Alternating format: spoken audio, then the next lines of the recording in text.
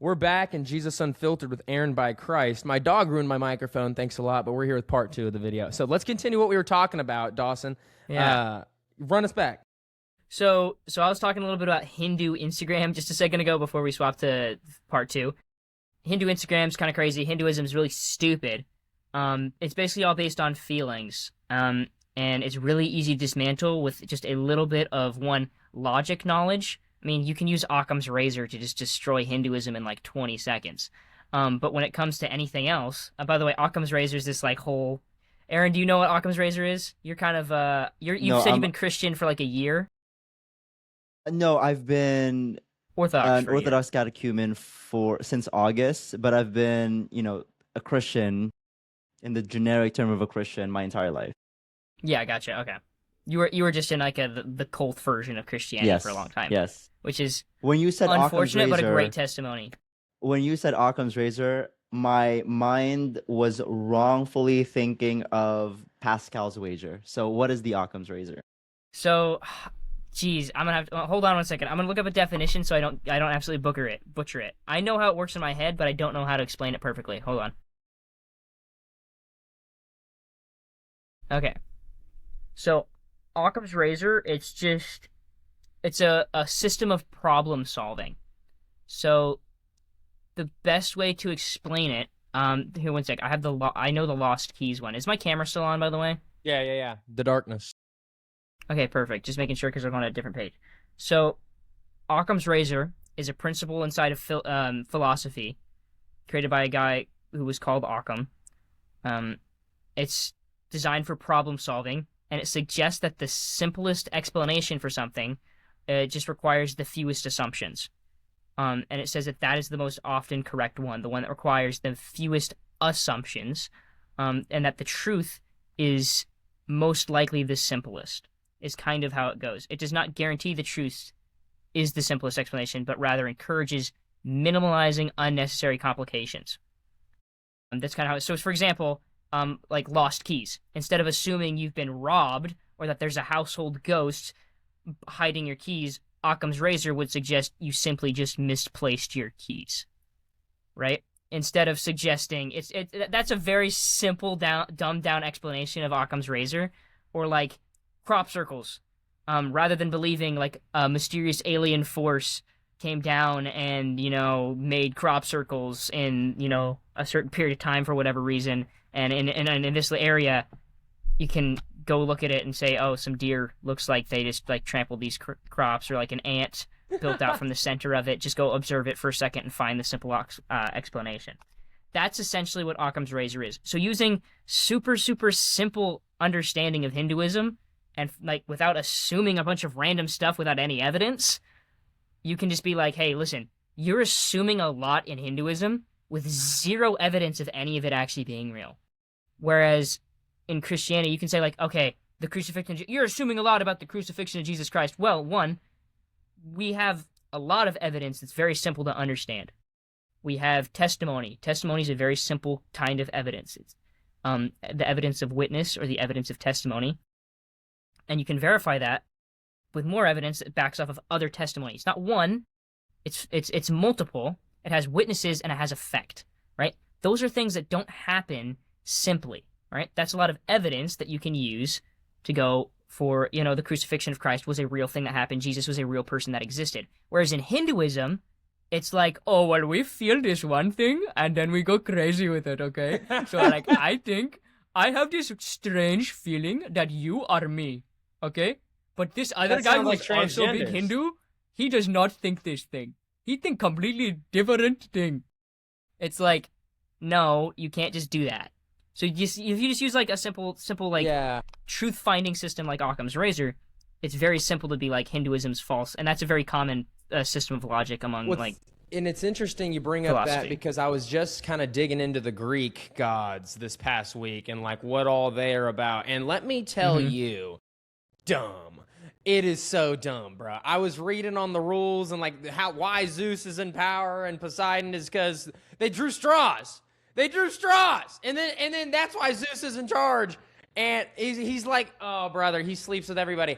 It's terrible. But it's funny that you say that, because I actually think I have a little bit of evidence for this, but this is a debatable thing. And I think some things in Christianity people make too, it has to be right or wrong. Some things, yeah, like we have to agree Jesus is God, he's the only way to heaven. That's a fact. Now, agreeing We're not on Gnostics here. I don't think any of us are Gnostics. Are you a Gnostic, I just mean, Aaron? like, if there's a debate like, okay, are aliens real? I think you could debate that, whether the Bible says so or not, and it's like, we could be wrong or right. I don't know. But here's what I think.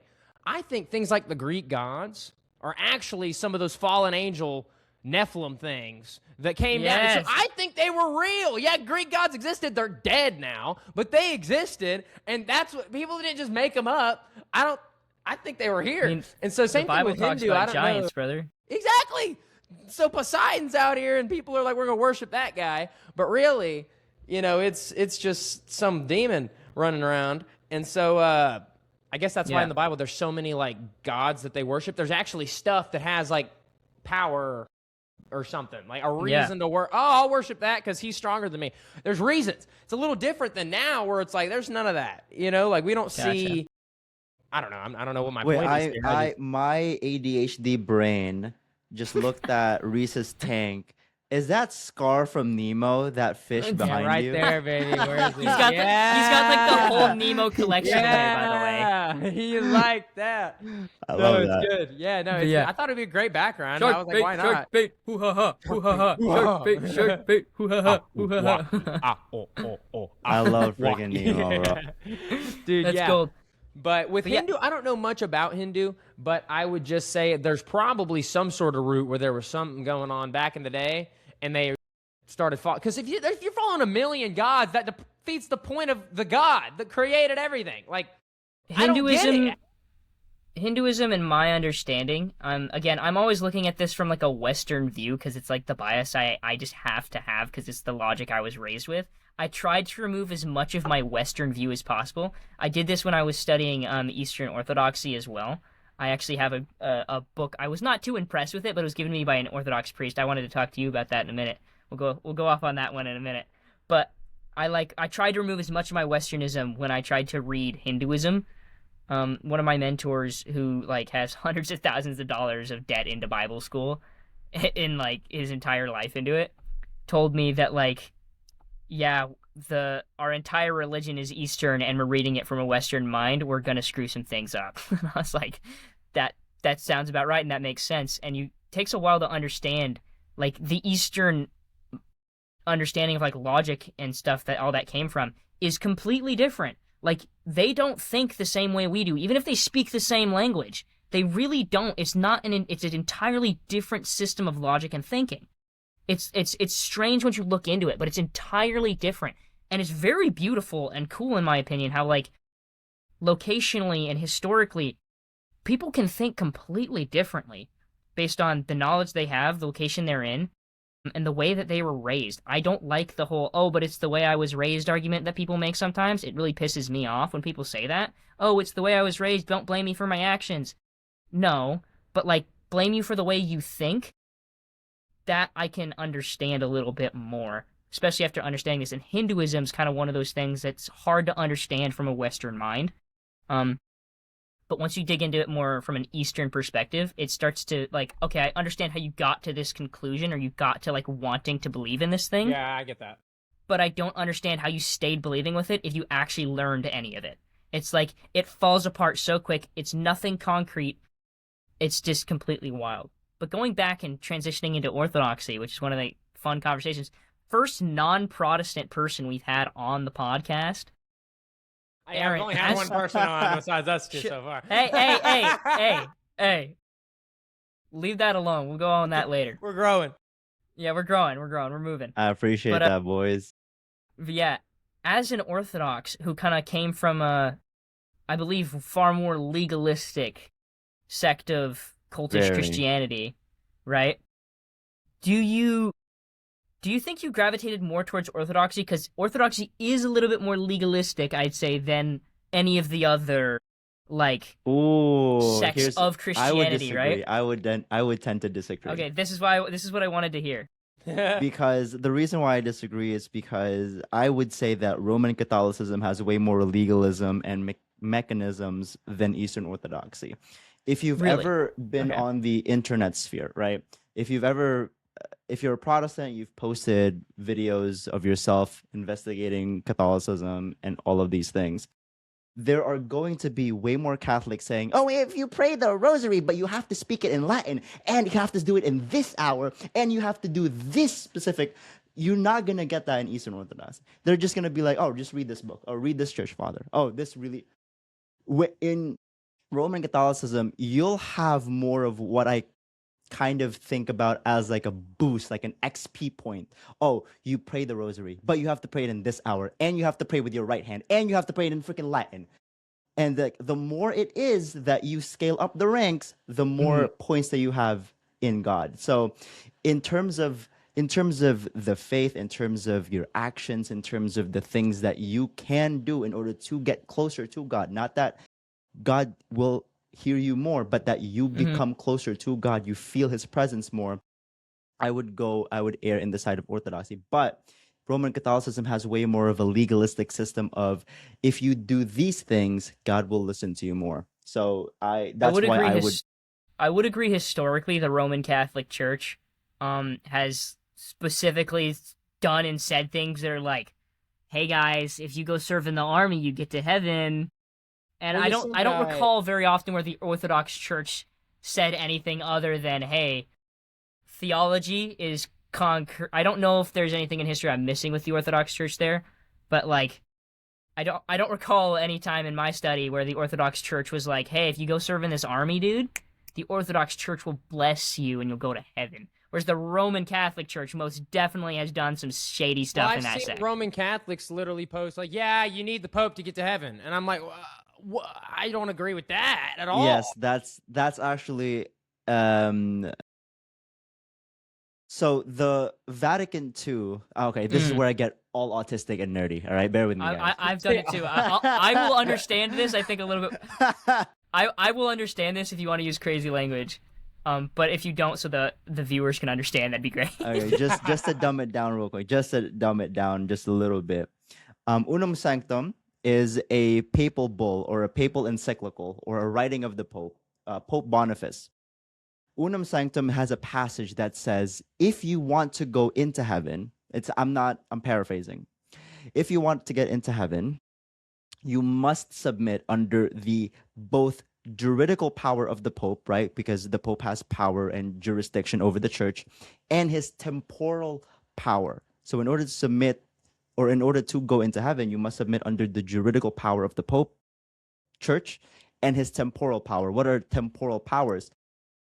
This is a Catholic innovation that the Pope has power over the land, which is why a little bit more years further, like Pope Gregory, not Pope Saint Gregory, but Gregory the Seventh, I believe, is the first Pope with an army.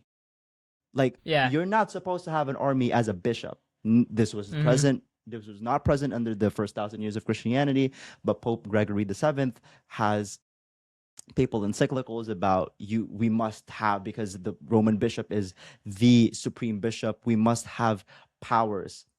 And that is a complete contrast against Vatican II, because Vatican II is a more, if Vatican I and Unum Sanctum, even though these are completely different years, but pre-Vatican II, all the encyclicals of the popes and the bishops of Rome have been like, Pope is the best. Submit to Rome, or you're not going to get into heaven. Vatican II was like, well, maybe, if you've read Lumen Gentium and Nostra Aetate, these are all documents from Vatican II. It talks about how we don't really know if the Jews are going to be saved or not without Jesus Christ. Like, if they are going to be saved without Jesus Christ, we don't know. Like, bruv, that's actually a document in Vatican II. It talks about how the Jews I love how we're still still having saved. the same conversations today that they were having thousands of years ago, and we're still acting like we're right when, like, it's one of the crazy things. Like, my favorite saying, sorry to cut you off, but my favorite saying, and I actually coined this, and I love it, but it's the most ancient tradition of the most ancient tradition of Christianity is disagreeing with one another.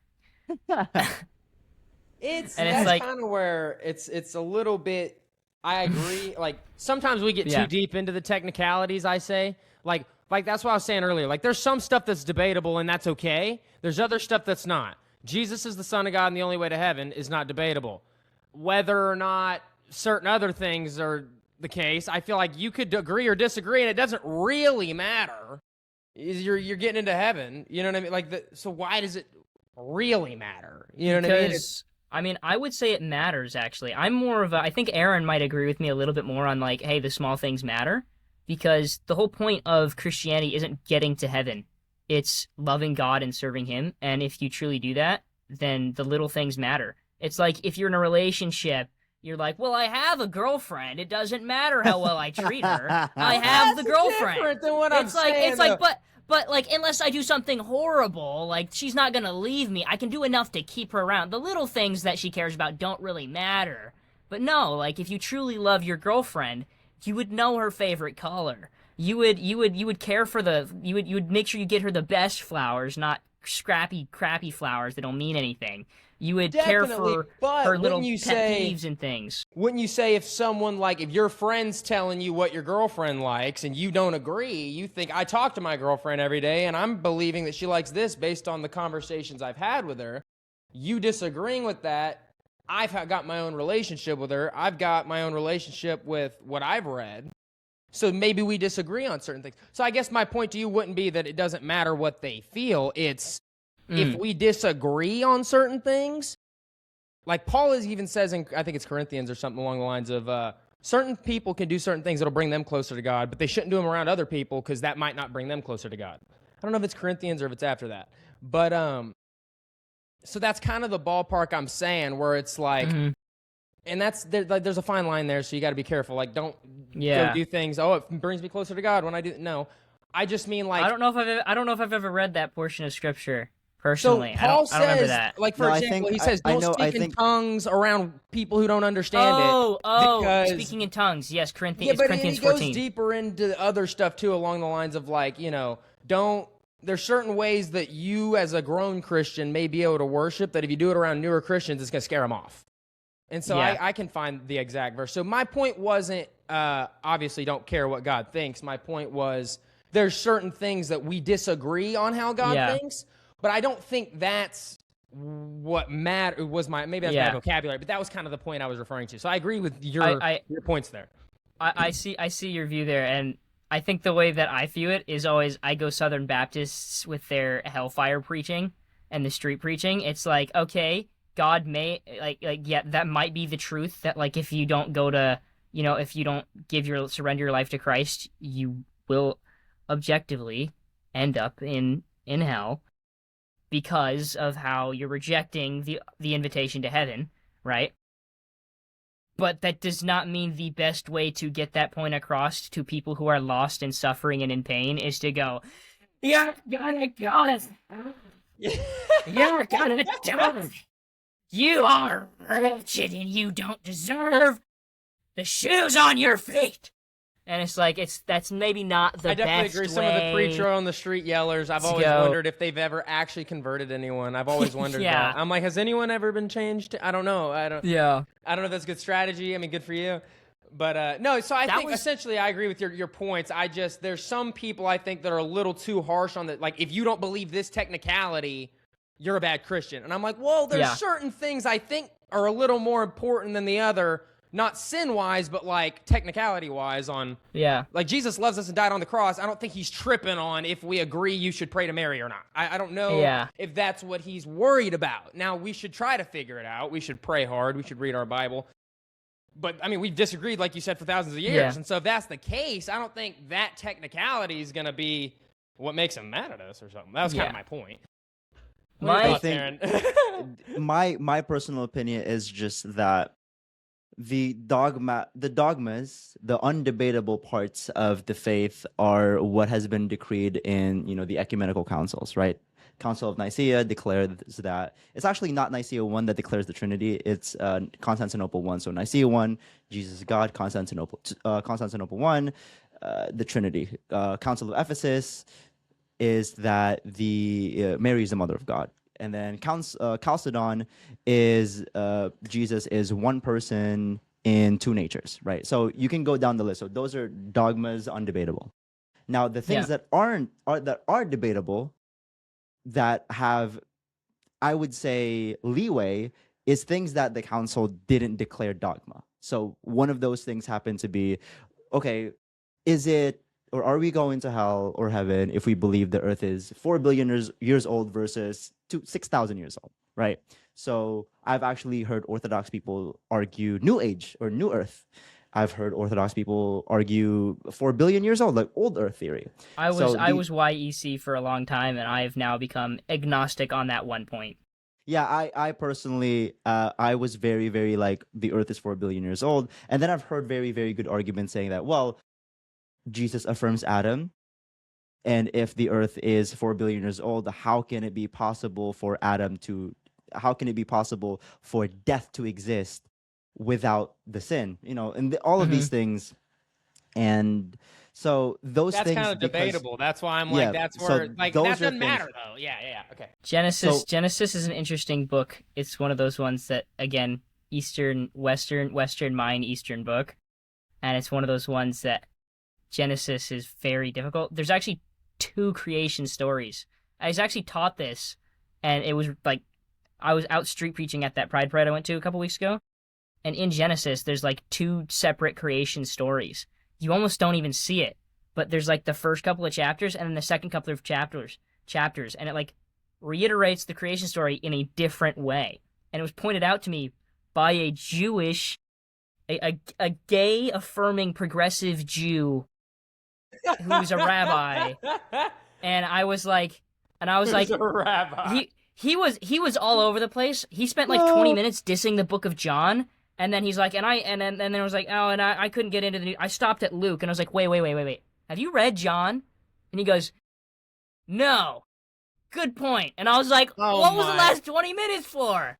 But yeah. Anyways, it's one of those things where like the creation story and an old age Earth is interesting, and I'm curious about how like you as an Orthodox, right? Because like one of the things I am a little bit jealous of, and also not jealous of at the same time, with Orthodoxy and Catholicism, and I'm really interested in Byzantine Catholics. They're a strange sect to me, but like Orthodoxy and like the high church models that aren't Protestant, is if you don't know something and you can't understand theology about something, or if like you can't come up with like an answer for this or for that, you kind of have the ability, it seems, to just be like, okay, well, what did like this guy that's like leading my church say? And I'll just like default to him even though I might not understand it completely, right? Whereas a Protestant, I have to try to understand the Bible, and if I don't understand it, I kind of got to go until I figure it out. That's kind of how like as a Protestant, if like you don't understand the problem of evil, for instance, which is I think is like a basic Christian understanding, you kind of got to figure out pretty quick. When you say Protestant, is that like, are you like high church, low church? Are you like Lutheran, Calvinist? Are you more non-denominational? I mean, so the thing is like when you say non-denominational, it's kind of like a denomination of itself, it seems. It's like, you know, it's like, oh yeah, my church sings Bethel music. No, I think Bethel is a horrible band, and you shouldn't really play their songs because their, you know, theology's atrocious. But like, that's kind of goes into what I don't fall into a specific denomination. I fall under evidentialism, is what I've coined as my belief system. I believe the Bible is based on evidence, and the evidence of theology and what is true is in the Bible. Yeah, that's kind of like what we were talking about. It's just my understanding of the evidence has changed, and I'm 100% able to be wrong on things.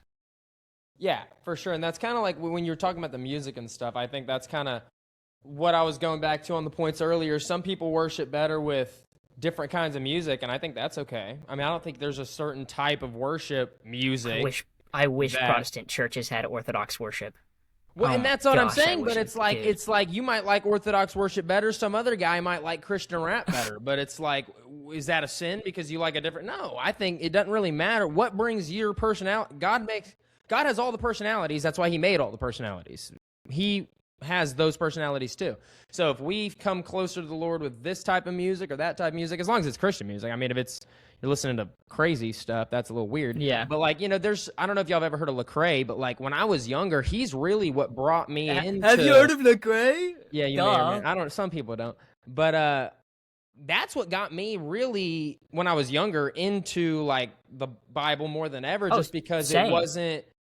I loved that music, but I didn't like the dirty stuff, and I was in 5th grade. But he came out and started like there was a song called Hallelujah. I was like, wait, and so like I think, but some people are like, oh, all rap's evil, and I'm like, well, some people don't want, like when they go to church and they're hearing hymns, they're kind of like, I want to go home, and like we want them to come to Jesus, and so if they're bored, it's like that's not really gonna help them, And so some people, anyways, all that to say, I think there's different ways to worship and different themes and genres, and as long as you're in the roots of the Lord in what you're doing, I think that's all fine. That's what I would say. I think this is the first pushback of the episode with Aaron. All right, let's hear it. The reason is because there shouldn't be, in some way, shape, or form, there can be multiple expressions of worship, the same way how when the apostles set up liturgical worship, there are different apostolic traditions and expressions of said tradition, the same way how the Greek, the Byzantine, the Byzantinists, the Serbians, the Russians will express the liturgy of St. John Chrysostom different from other Slavs, from the Ukrainians, from Filipinos. I freaking attended like on Zoom a Filipino liturgy. And so do you speak Tagalog? Tagalog, of course, 100%. That's cool. So are you from there? Porong-poro. Yeah, 100%. And so are you still from there? Like you in the US now? Where are you at? No, I'm in the city of the Big Apple, all right, Nixon 5, you feel what I'm saying? I came here when I was 12, but to piggyback on my original point. That means New York, right? Yes. Okay. Okay. So I'm this kid from like a small town in Alaska, bro. So I'm just like making sure I'm aware. But the idea that we can follow any form of worship as long as it brings us closer to Christ, well, it depends on what you mean when you say brings me closer to Christ. Because a Mormon will be like, oh, I listen to Bethel music and it brings me closer to Christ. Well, you have a different presupposition. You have a different notion of Jesus. So for me, it's like, sure, I personally like, Hillsong music, right? But I don't use that and classify it as a proper form of worship, because if I am going to be true to my personal beliefs and true to orthodoxy, the apostles set up liturgical rites, liturgical processes, and the divine liturgy. And liturgy is basically kind of like how Catholics describe as Mass. Orthodox will say liturgy. And this idea is not found in the Bible, simply because the liturgy and how you're supposed to worship is a post-biblical, it's a post-apostolic tradition. You're not going to find that in the Bible, the same way how the Bible is also post-apostolic tradition, because you're not going to get the Bible without the liturgy and without the apostles. But case in point, the idea that you can just, it's a worship and you can just prefer it however you want is something that I was for because of the denomination, but had to fall away simply because, well, it doesn't matter what I prefer, because worship isn't about me. God doesn't care whether or not I'm bored, because worship is for him. That's my point. Yeah. I think one of the big things is this. There's a song, I don't remember the name of it, but it's You Lift Me Up. And it's like, no, I'm supposed to lift you up. Like, this isn't a worship song. This is a feel-good Christian song, which is fine. Feel-good Christian songs are fine, but that's different than worship, in my opinion, because, like, worship is me lifting up God. And it says, you lift me up when I am on not solid ground, or something like that, right? You lift me up when I am on my... I get whatever it is. Yeah, I agree with that. Right? I would also add on to that, though. It says even in the Bible things like giving thanks is a form of worship. True. So I would say, I guess worship is a term that we would have to describe, because I think serving is a form of worship, or feeding the homeless would be a form of worship. And so I agree with your points a lot. I guess then we got to decide, like when listening to Hillsongs, if you don't consider it worship, it might be different, but I think anything where you're serving and giving thanks to God, God wants you to give thanks. That's what I figured out. I think giving thanks and serving, he wants us to do. So I guess I don't know if that is called worship or what it's called, but I know it's something we should do. So I guess I'm with y'all for the most part, but I guess there's some descriptive. I listen to Christian drill music from like gangsters in ex-gangsters in England. It's fantastic. There's this great song called "Keep the Faith." As a disclaimer. Fantastic. As a disclaimer, I'm not saying that all of those songs are heretical or blasphemous and that you should never listen. I'm not saying that. I used to do that. So yeah, I'm not. Because I personally like me some music too. I don't really listen to music like that. I listen to podcasts more so. But if I'm listening to music or if I'm listening to evangelical music, I love me some Hillsong. I love me some Corey Asbury. You know what I'm saying? Yeah. But to take those songs and to put it in church as a form of liturgical worship, that I would have to disagree with, because it's not this form of.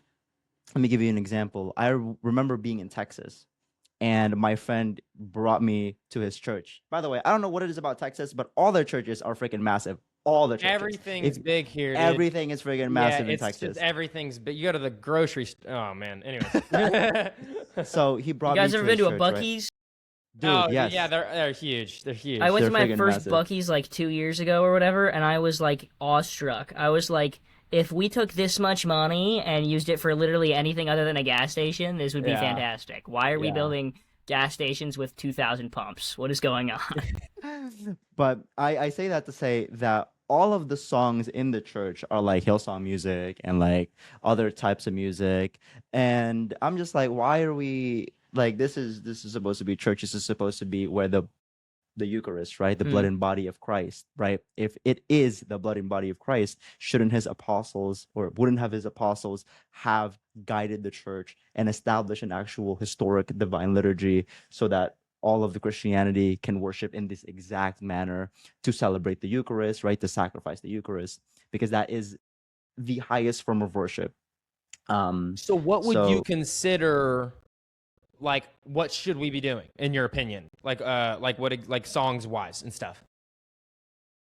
Orthodoxy has chants, which is freaking the most giga chad freaking. I love them so much. My issue with that is, and I think I'll let you finish here in a sec. My only issue is that the reason I wanted to be Orthodox wasn't because I thought it was true. It was because I thought it was cool.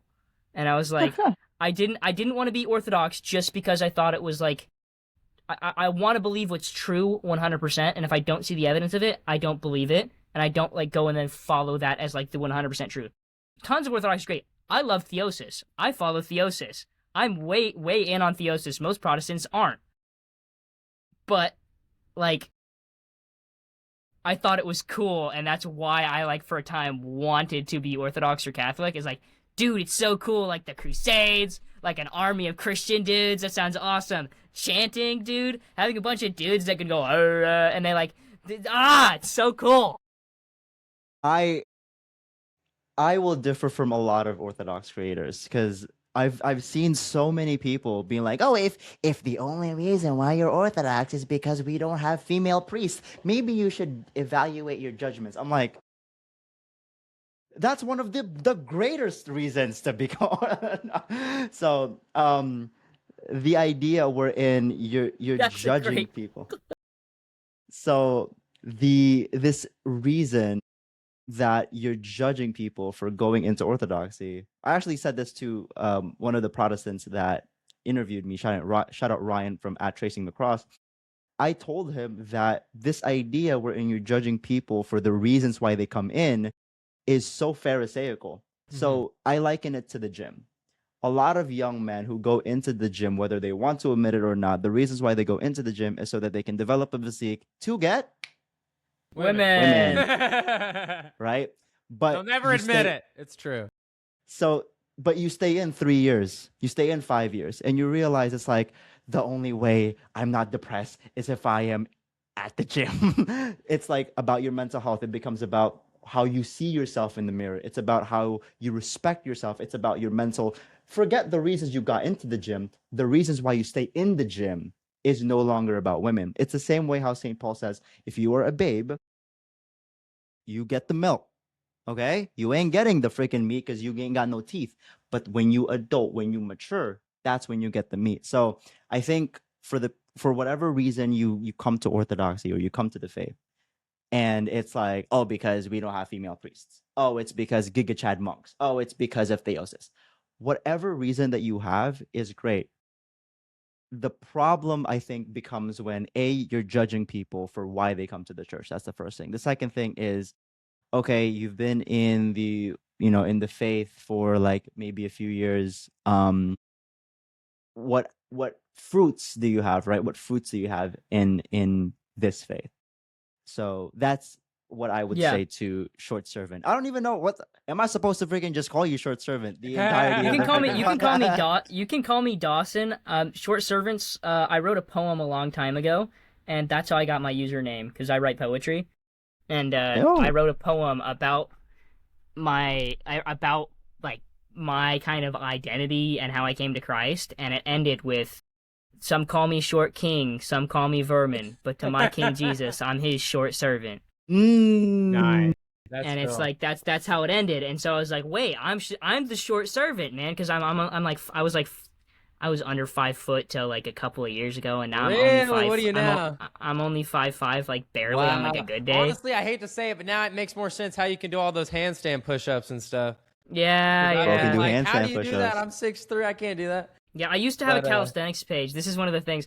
I used to have a calisthenics page and a gyms page. I still post gym stuff every once in a while, but I got convicted posting pictures of myself without a shirt on. I got convicted. I was like, mainly because once I actually was able to do some of those things, I actually started getting attention that I didn't get before when I started posting. Like, when I started posting it, I didn't get the attention from women that I thought I would get, like no man actually gets. Once I actually started getting the skills, being able to do the things, I had, like, 16-year-old fat chicks in my DMs that were just like, "Oh my gosh, daddy." And I was like, oh, okay. I don't know if this is the best thing for me to be posting anymore. That's and hilarious. I was like, no. And then the gay post happened, where I made one post. This is similar to the post that you did with the Cliff Connector thing where you got shamed for it. I made one post using the "you shall greet your brothers with a holy kiss," but I paired it with an audio about like, "Come here, let me kiss you on the mouth" for some reason. I don't know why. I thought it was hilarious, but everyone thought it was a gay joke. It was not a gay joke, but everyone thought it was me being a gay dude. And so my comments in that video were just flooded with like gay dudes hitting on me. And then I got this like flood of gay dudes, and they went and commented on all my gym posts. But and I was like, no, this is weird now. It seems like and both so of y'all. I was like, it seems like both of y'all have gotten canceled, and I feel like I'm the one who's like bound to get canceled, but I haven't yet. So we'll see how long that takes. Because I'm telling you, it's only a matter of time. Don't want that for you. Personally, I will say this about, because I've seen a lot of creators really take a break from social media because they're getting a lot of backlash because of mental health. And my heart Paul is with was them. mentally health. What did you say? Think Paul had good mental health while he was getting persecuted? I want to hear what he has to say, because I often keep going. get mental health attacks for sure. I mean, honestly, it's a struggle from doing media stuff. Yeah, 100%. And my heart goes out to these people, to Sam, to Aubrey. And I think Noah also made an announcement that he was going to be off of social media for a little while. I think for me, the reason as to, Catholic Sam. Yeah. And the reason as to why I personally am a creator who posts a lot, but simultaneously, for all intents and purposes, have somewhat good mental health, is because if you go on my Instagram, there's no way that I can have any, like, my DMs are literally, there's no reels. You see that? There's no, and if I go to my Discover page, there's nothing there. and I can't see notifications. There's Oh, no you got way one of for the me to block actually. things? I have one of those apps that So you don't read crack. stuff. Yeah, You just and post. I just post. I get in there, I post, and I get out. A lot of So the you haven't seen people any of my that. content. Gosh dang it. So when people say, "Oh, this creator reacted to your video," or "This creator reacted to," I'm just like, I don't see it. It's funny you say that because I literally Preset Praise was on here with us last week, and about a week and a half ago, maybe 2 weeks, I made a deal to myself. I was like, I'm done reading comments and all. For the most part, I still probably do 5 or 10%. I'm trying to get better, but I was like, I'm done because it stresses me out when I see crazy people saying I'm wrong when I'm not about some Jesus thing that's not even a hard discussion. Like nobody does. It's not a Point is, I love how when Reese gets turned up, his freaking southern accent just is right there. Yeah. I get freaking turned up, and every single time I'm like, whoa. Yeah. He's about to whip up the Bible and be like, according to Genesis, God's. According to Genesis. Well, I am. I'm like, dude, I stopped reading comments and I just started posting, getting off. And you're right. Like, it's way better because I don't need to hear what everyone has to say. And the people like you guys, if I ever say anything crazy, I've already told you, Dawson, and tell you, Aaron, please DM me if I say something crazy. I try real hard before posting to know, because I talk crazy, am I right? Or am I at least real close? Like, most of what I'm saying is right. Because I don't want Christians to think I'm an idiot. But if I do ever say anything where you're like, hey, probably not the right one, kindly tell me, but do kindly tell me because I'll get anxious if you tell me it all mean like. But I'll delete it. I don't care what other people say, but if someone I trust tells me, hey, you don't do that, then I want to hear it. I don't want y'all to just like judge me and not tell me. Yeah, I think my favorite thing about Christianity, not my favorite thing about Christianity, but my favorite thing about like Christian brotherhood, I'll say, is that we are told to go first to each other in private. And when someone does something that, like, one, the speck in your own eye, or a speck in your brother's eye, log in your own, go to them in private. It's like Christianity is set up in this way that, like, when you're actually, like, if I'm wrong about something and my brother knows I'm wrong about it, if he follows the scripture, he's going to come to me in a respectful way. And he's going to be like, hey, this is wrong, and here's why. Let me show it to you, not just, like, say you're wrong because I think you're wrong. Like, you're supposed to go and provide them with evidence. Proverbs 12:17, an honest witness provides evidence, but a liar brings forth only deceit. Mm-hmm. Like, you're supposed to bring forth evidence for your brother. You're supposed to go to them in private. You're supposed to go to them, if they don't listen to you in private, you're supposed to go to them with a trusted group of friends and advisors that they trust. It's only after that point that you're supposed to rebuke them publicly. Yeah. It's only after the point where you've done all the things, you've tried everything, that you go to them, you go to them publicly and you're like, hey, this guy's saying something wrong, which is harder to do in the age of social media. Like, definitely. I mean, you mentioned Aubrey Corrigan. I think that's the Aubrey you were mentioning a while ago. She says things that frustrate me beyond understanding. Okay? Welcome to the club, brother. I'm so glad that you're on the same page as me. She frustrates me so much. I can totally be wrong, and maybe she's not. I think she has a genuine heart for the Lord. I think she genuinely does, like, love Christ.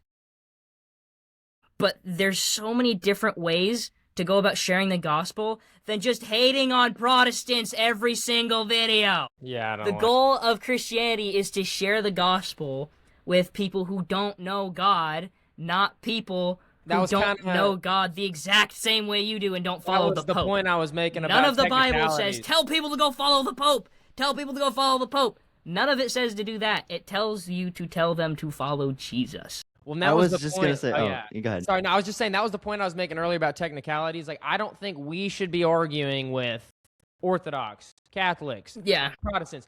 That's not the enemy, bro.